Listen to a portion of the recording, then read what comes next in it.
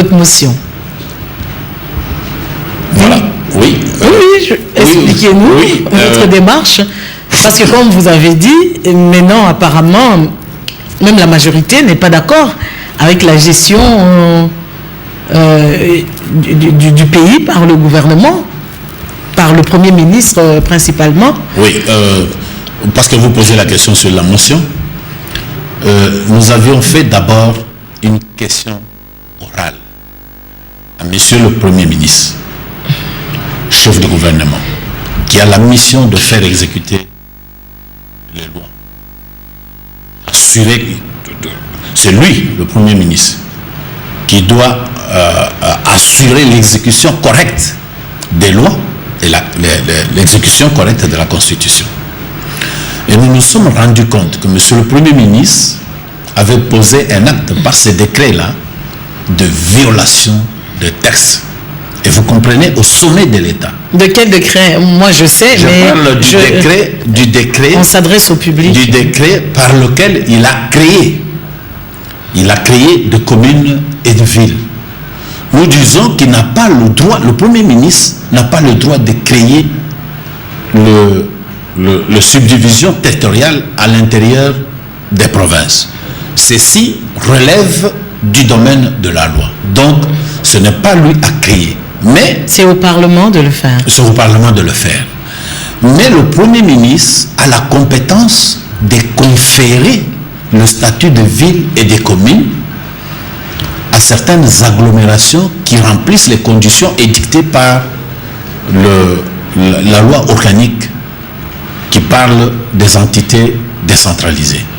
Mais le Premier ministre n'a pas suivi les critères et nous l'avons démontré. Par exemple, madame, on dit pour que le Premier ministre confère le statut de ville à une agglomération, il faut que cette agglomération ait d'abord la taille, le nombre de populations.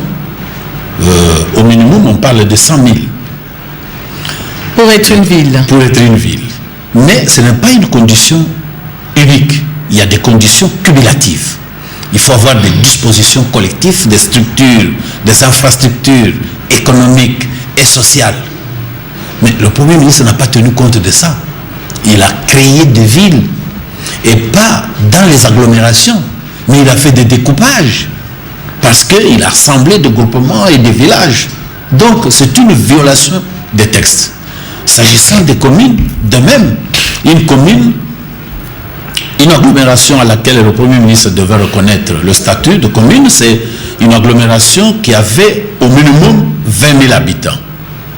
Mais il a conféré le statut de commune à des villages de 600 000 habitants. Et pour parer à l'insuffisance du nombre d'habitants, le Premier ministre a fait un assemblage d'autres villages. Non, mais vous parlez de 600 000 ou 6 000? Non, 600 habitants. 600 000, non. Excusez, je corrige, merci beaucoup. Mais je corrige, c'est-à-dire 600 habitants. 600 habitants devient une commune. Nous avons donné des exemples. La loi interdit au Premier ministre de conférer le statut de commune au chef-lieu des secteurs et des chefferies. Mais le Premier ministre l'a fait. Donc, en vertu de quoi? C'est la question que nous avons posée. C'est en vertu de quel texte?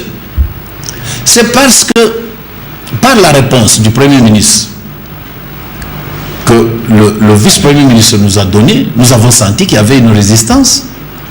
On faisait fi aux remarques que nous avons été amenés à transformer la question orale, conformément au texte, en interpellation. Et s'il y a résistance toujours? Nous verrons, parce que le moment de l'interpellation n'est pas encore là, excusez-moi. Mais il y a eu résistance parce que dans les réponses, on n'a pas senti que le vice-premier ministre qui représentait le Premier ministre avait pris en compte et avait accepté de retirer le décret en question. Ça nous aurait amené à une certaine satisfaction, peut-être pour arrêter les débats et formuler des remarques. Donc pour vous, l'objectif que vous poursuivez pour l'instant, c'est que le Premier ministre retire ce décret. C'est un volet, et l'objectif de retirer le décret, parce qu'il n'est pas conforme à la Constitution et aux lois de la République. Le deuxième volet, il y a un élan qui s'érige en système pour violer systématiquement le texte légaux, les dispositions de la Constitution et de nos lois,